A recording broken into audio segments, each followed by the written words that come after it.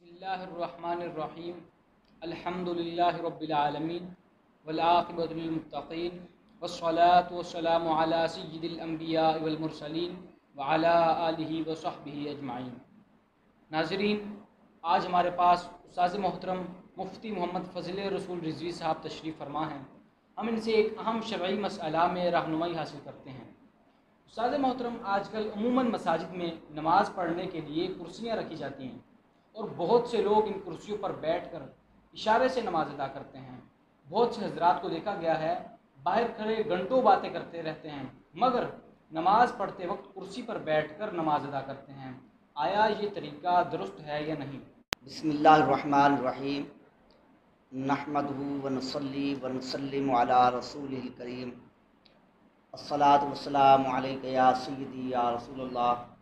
व अला आलिका व अस्हाबिका या सय्यदी या खातमुन नबिय्यीन। जो शख्स उज़्रे शरई रखता है उसके लिए कुर्सी पर बैठकर इशारे से नमाज अदा करना जायज़ है। फ़र्ज़, वाजिब और सुन्नत फ़जर, इन नमाज़ों में क़याम फ़र्ज़ है। अगर कोई शख्स बग़ैर सही उज़र के ये नमाज़ें बैठ कर अदा करेगा तो उसकी नमाज नहीं होगी। अगर एक शख्स बिल्कुल क़याम पर खड़ा होने पर कादिर नहीं तो वो भी बैठकर नमाज अदा कर सकता है। एक शख्स रुकू व सजूद भी अदा कर सकता है और थोड़ी देर खड़ा रह सकता है, या फिर वो लाठी के सहारे, दीवार के सहारे, किसी खादिम वगैरह का सहारा लेकर खड़ा हो सकता है। उसके लिए भी ज़रूरी है कि जितनी देर वो खड़ा रह सकता है उतनी देर खड़ा होकर नमाज अदा करे। बाकी नमाज वो बैठकर पढ़ ले या दीवार वगैरह का सहारा लेकर, किसी खादिम का सहारा लेकर खड़ा हो जाए। अगर वो खड़ा नहीं होगा तो फिर उसकी नमाज नहीं होगी। अच्छा, एक शख्स कमज़ोर है, घर में तो वो आराम से खड़ा होकर नमाज अदा कर सकता है, लेकिन अगर मस्जिद में वो चल कर जाएगा, कमज़ोरी बढ़ जाएगी, अब वो खड़ा नहीं हो सकेगा। उसके लिए भी यही हुक्म है कि वो घर में नमाज अदा करे। अगर जमात मुयस्सर है घर में तो घर में जमात से नमाज अदा कर ले। अगर जमात मुयस्सर नहीं है तो फिर वो घर में अकेला खड़े होकर नमाज अदा करे, क्योंकि क़याम उस पर फ़र्ज़ है। और अगर कोई शख्स खड़ा हो सकता है और रुकू व सजूद भी कर सकता है और सजदा भी ज़मीन पर कर सकता है, या फिर वो किसी तकलीफ़ की वजह से कदम के बराबर जो ज़मीन है उस पर तो सजदा नहीं कर सकता, लेकिन इतनी ऊंची जगह पर सजदा कर सकता है जो कदम की बनिस्बत 12 उंगली से ज़्यादा ऊंची नहीं है। वो ज़मीन इतनी ऊंची है या फिर ज़मीन पर कोई इतनी ऊंची चीज़ रखी हुई है जो 12 उंगली से ज़्यादा ऊंची नहीं है, उस पर वो सजदा कर सकता है। उसके लिए भी क़याम ज़रूरी है, खड़ा होना ज़रूरी है, चाहे वो तकबीर तहरीमा के बराबर ही खड़ा हो सके, और रुकू व सजूद करना भी उसके लिए ज़रूरी है। उसके लिए ज़मीन पर बैठकर या कुर्सी पर बैठकर इशारे से नमाज अदा करना जायज़ नहीं। अब आपके सवाल की तरफ आते हैं कि कुर्सी पर बैठकर इशारे से नमाज अदा करना ये किसके लिए जायज़ है। एक तो वो शख्स है जिसका पहले बयान किया कि बिल्कुल वो खड़ा होने पर कादिर नहीं और थोड़ी देर के लिए भी वो नहीं खड़ा हो सकता, लाठी या दीवार या खादिम वगैरह का सहारा लेकर भी नहीं खड़ा हो सकता, तो फिर वो शख्स कुर्सी पर बैठकर इशारे से नमाज अदा कर सकता है और ज़मीन पर बैठकर भी नमाज अदा कर सकता है।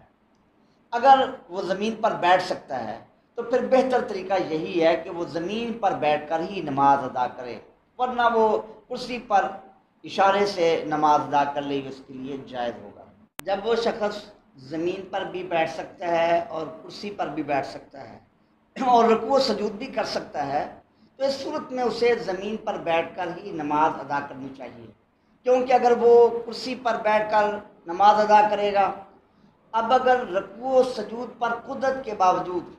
इशारे से रुकू व सजूद करेगा तो उसकी नमाज ही नहीं होगी। और अगर रुकू व सजूद के लिए वो कुर्सी से खड़ा होगा तो खामखा उसे तकलीफ़ और मुशक्क़त होगी।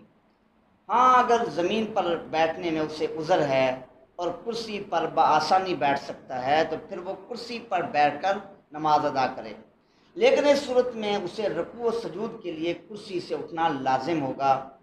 और ये सूरत उस वक्त पाई जाएगी, मिसाल के तौर पर ایک شخص کے جسم میں کوئی ایسی تکلیف ہے کہ وہ سہارے کے ساتھ یا سہارے کے بغیر کھڑا تو نہیں ہو سکتا، ہاں رکوع والی حالت میں جھک سکتا ہے اور سجدہ بھی کر سکتا ہے۔ اب ایک اور شخص ہے کہ اگر وہ کھڑا ہو اسے پیشاب کے قطرے وغیرہ آ جائیں گے، یا اس کا زخم ہے کھڑا ہونے سے وہ زخم بہہ جائے گا، یا کھڑا ہونے سے اسے ناقابل برداشت تکلیف ہوگی، یا کھڑا ہونے کی وجہ سے اس کی بیماری بڑھ جائے گی، یا وہ دیر سے تندرست ہوگا، یا سطر کھل جائے گا، یا قرات نہیں کر سکے گا، ان صورتوں میں بھی وہ بیٹھ کر نماز ادا کر سکتا ہے اور کرسی پر بیٹھ کر نماز ادا کر سکتا ہے۔ اس صورت میں اگر یہ شخص رکوع و سجود کر سکتا ہے تو پھر بہتر طریقہ یہ ہے کہ یہ بیٹھ کر نماز ادا کرے اور رکوع و سجود بھی کرے،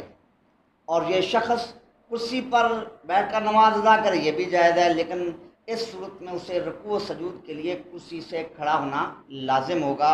اشارے سے رکوع و سجود نہیں کر سکتا۔ اور اگر وہ رکوع و سجود پر بھی قادر نہیں تو پھر یہ اشارے سے رکوع و سجود کر سکے گا۔ ایک وہ شخص ہے جو کھڑا تو ہو سکتا ہے لیکن رکوع و سجود نہیں کر سکتا،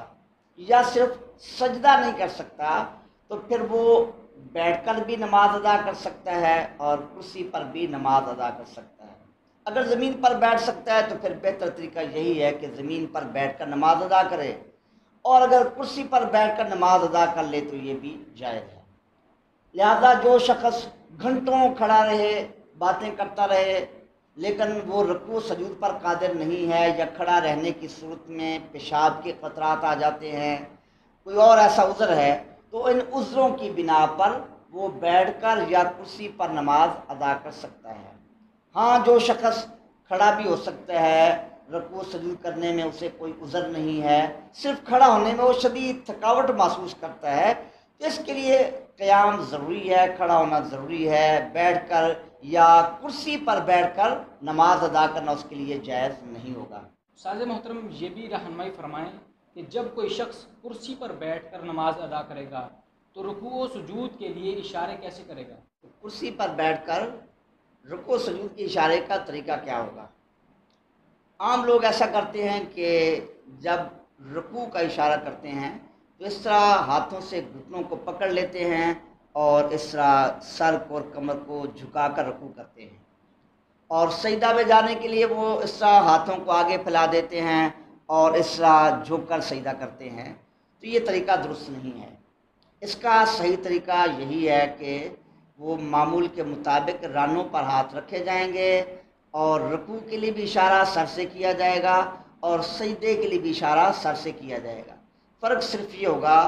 کہ سجدے والا اشارہ رکوع والے اشارے سے نیچے ہوگا۔ مثال کے طور پر جب وہ کرسی پر بیٹھا ہے تو تکبیر تحریمہ کہہ کر وہ